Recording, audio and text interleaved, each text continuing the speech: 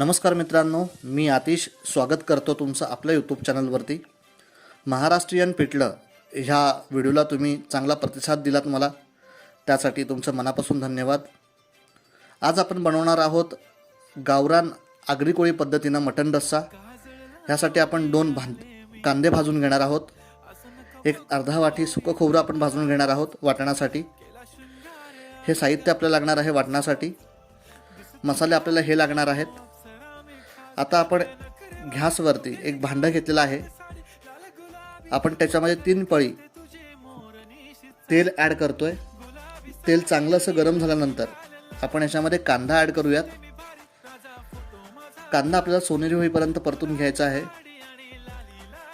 आता याच्यामध्ये मी खडे मसाल्यांपैकी एक तुकडा दालचिनीचा ॲड केला आहे।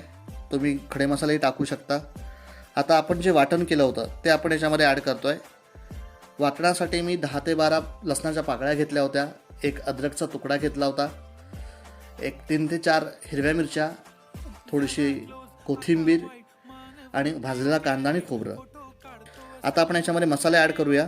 आपण लाल तिखट याच्यामध्ये ॲड करतोय 4 चम्मच। 1 चम्मच आपण हळद ॲड करतोय आणि एक अर्धा चम्मच आपण गरम मसाला ॲड करतोय। आता आपण याच्यामध्ये मटन मसाला ॲड करत नाही आहोत, कारण आपण गावरान पद्धतीनं आपला मटन रस्सा करतोय। जर तुम्हाला वाटलं तर तुम्ही मटन मसालाही याच्यामध्ये ॲड करू शकता। आता हे सगळे मसाले आपल्याला चांगले भाजून घ्यायचे आहेत। 1.5 ते 2 मिनिटं भाजून घेतल्यानंतर एक 40 ते 50 सेकंदांसाठी मी याच्यावर झाकण ठेवतोय। मसाल्यांचा चांगला असा सुगंध येतोय। मसाले आपले चांगले भाजलेले आहेत। आता आपण याच्यामध्ये आपलं जे अर्धा किलो मटन आहे ते ॲड करूया। मटन मी अर्धा किलो घेतलं आहे, तर अर्धा किलो मटन आपण याच्यामध्ये ॲड करूया। मटन आपल्याला चांगलं मिक्स करून घ्यायचं आहे। सगळे मसाले मटणाला लागले पाहिजेत। आता एका साईडला मी पाणी गरम करायला ठेवलं आहे। मी 3 ग्लास पाणी ठेवलेलं आहे गरम करायला दुसऱ्या भांड्यामध्ये। आता ते पाणी मी याच्यामध्ये ॲड करतो आहे। गरम पाणी आपण शक्यतो याच्यामध्ये ॲड करूया, म्हणजे जो मसाले भाजलेले आहेत ते चांगल्या प्रकारे राहतील। आता आपलं पाणी चांगल्या प्रकारे आपण याच्यामध्ये मिक्स करून घेतलेलं आहे।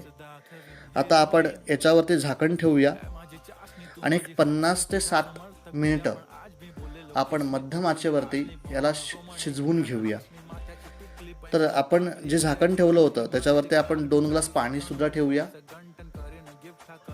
आता आपले 60 मिनिटं पूर्ण झालेले आहेत, म्हणजे 1 तासानंतर आपण गॅस आपला बंद केलेला आहे। आपण बारीक चिरलेली कोथिंबीर याच्यामध्ये टाकून घेऊयात। आपला रस्सा तयार आहे। नक्कीच तुमच्या तोंडाला पाणी सुटलं असेल। तर आपण हा रस्सा आता आपला सर्व करून घेऊया। व्हिडिओ जर तुम्हाला आवडली असेल तर व्हिडिओला लाईक करा, न विसरता चॅनलला सबस्क्राईब करा। धन्यवाद।